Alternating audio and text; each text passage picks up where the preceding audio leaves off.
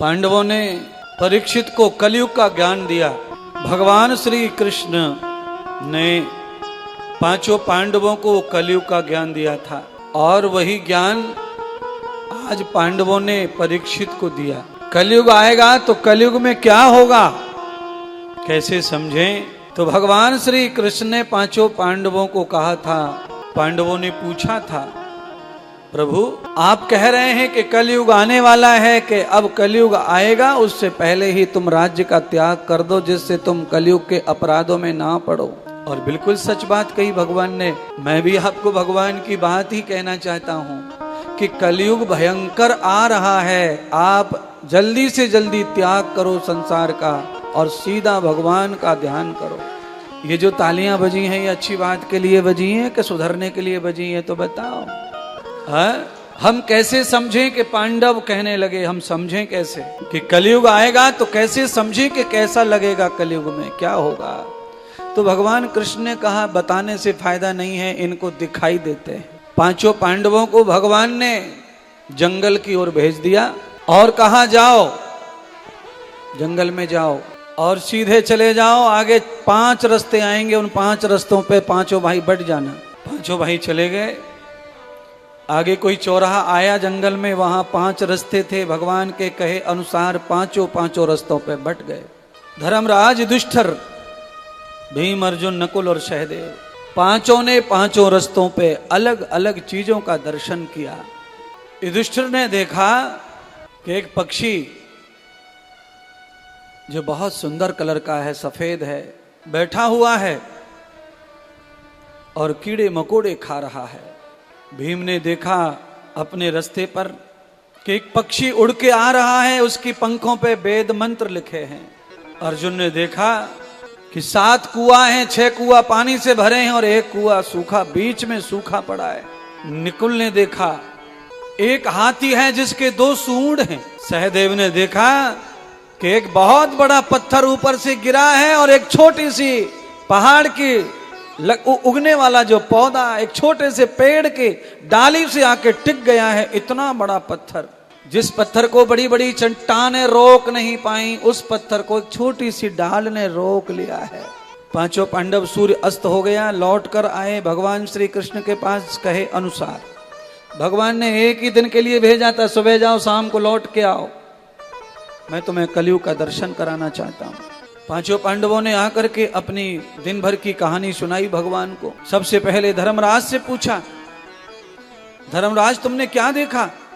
तो कहा परमात्मा मैंने देखा कि एक पक्षी बहुत सुंदर है पर वो गंदी वस्तु खा रहा है।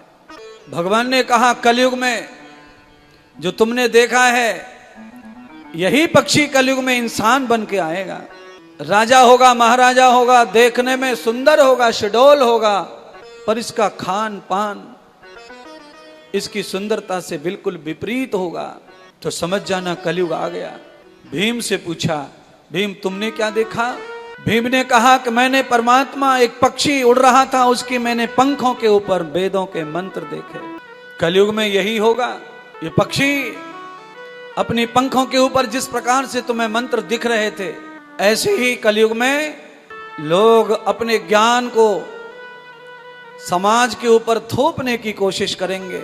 मेरा ज्ञान श्रेष्ठ है ये बताने के लिए ही वो संसार में उड़ते भागते रहेंगे जिंदगी भर दौड़ भाग, पर किसी का कल्याण नहीं कर पाएंगे ज्ञान से।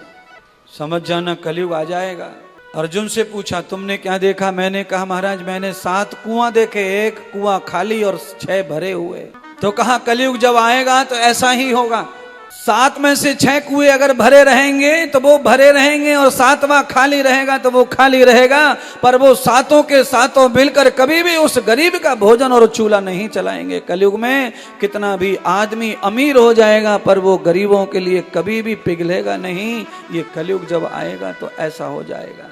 अमीर अमीर हो जाएगा, अमीर में दयालुता नहीं बचेगी, अमीर में करुणा नहीं बचेगी, अमीर गरीबों को प्रसाद नहीं करेगा, अपनी अय्यासियों में उड़ाएगा, अपनी बेटी के ब्याह में 10 करोड़ 100 करोड़ खर्च करेगा, पर गरीब के चूल्हे को कभी नहीं देखेगा, हमेशा कुआं खोदेंगे दूसरों के लिए। नकुल से पूछा तुमने क्या देखा? भगवान मैंने देखा कि एक हाथी के 2 सूंड तो भगवान कहने लगे जब कलयुग आएगा तो आदमी जो बोलेगा वो कभी नहीं करेगा और जो करेगा वो कभी बोलेगा नहीं। आदमी दो मुखी रहेगा कलयुग में, एक मुखी नहीं रहेगा। जो बोल रहा है वो करेगा नहीं। इसलिए कलयुग में क्या होता है आप सब जानते हैं।